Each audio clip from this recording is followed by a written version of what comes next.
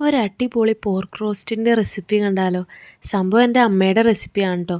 വളരെ സിമ്പിളാണ് ഉണ്ടാക്കാനായിട്ട്. അപ്പോൾ എങ്ങനെയാണ് ഉണ്ടാക്കുന്നതെന്ന് നോക്കിയാലോ? ഞാനിവിടെ 1 കിലോ പോർക്കാണ് എടുത്തേക്കുന്നത്.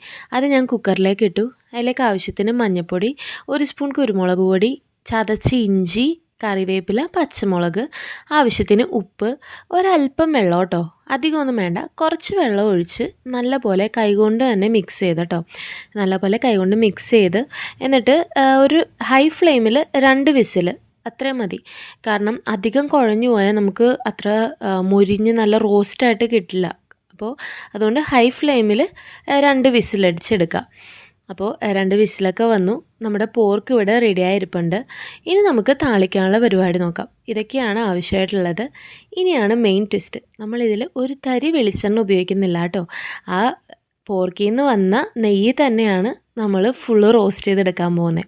അങ്ങനെ കുക്കറിൽ നിന്ന് അതിലുള്ള നെയ്യൊക്കെ നമ്മൾ ചട്ടിയിലേക്ക് ഒഴിച്ചു. എന്നിട്ട് അതിലേക്ക് സവാള, ഈ സമയത്താണ് കേട്ടോ നമ്മൾ വെളുത്തുള്ളി ആഡ് ചെയ്യുന്നത്. നമ്മൾ വേവിക്കാനായിട്ട് വെളുത്തുള്ളി ആഡ് ചെയ്തിട്ടില്ല. അപ്പോൾ വെളുത്തുള്ളി അധികം ഇട്ടു, കുറച്ച് ഇഞ്ചി ഇട്ടിട്ട് നല്ല പോലെ മുരിച്ചെടുത്തു. കണ്ടോ, ആ നെയ്യ് കിടന്ന് സവാള ഇത്ര നന്നായിട്ട് മുരിഞ്ഞു വന്നിട്ടുണ്ട്. എന്നിട്ട് നമുക്ക് അതിലോട്ട് പൊടികളിടാം. ആവശ്യത്തിന് മഞ്ഞൾപ്പൊടി, മുളക് പൊടി വളരെ കുറച്ച് മതി. കാശ്മീരി മുളക് പൊടിയുടെ ആവശ്യമേ വരുന്നില്ല. കാരണം നമ്മുടെ റോസ്റ്റ് നല്ലൊരു ഡാർക്ക് കളറിൽ കിട്ടാൻ വേണ്ടിയിട്ടാണ്. കൂടുതലും നമ്മൾ കുരുമുളക് പൊടിയാണ് കേട്ടോ ആഡ് ചെയ്യുന്നത്. പിന്നെ ഗരം മസാല, കുരുമുളക് പൊടി, ഇതെല്ലാം ആവശ്യത്തിന് ഇട്ടിട്ട് നല്ല പോലെ റോസ്റ്റ് ചെയ്തെടുക്കണം. സിമ്മിലിട്ടിട്ട് തന്നെ നല്ലപോലെ റോസ്റ്റ് ചെയ്ത് വരുമ്പോഴേക്കും അതിലേക്ക് തക്കാളി ഇടുക, കറിവേപ്പില ഇടുക. ഇത് നല്ലപോലെ ഉടഞ്ഞു കഴിയുമ്പോൾ നമ്മുടെ കുക്കറിലുള്ള ബാക്കി നെയ്യും പോർക്കും എല്ലാം കൂടി നമ്മൾ ഇതിലോട്ട് തട്ടി ഇനി ഇതെല്ലാം കൂടി നല്ലപോലെ യോജിപ്പിച്ചെടുക്കുക. ഇനി കുറച്ച് ടൈം എടുക്കുന്ന പ്രോസസ്സാണ്.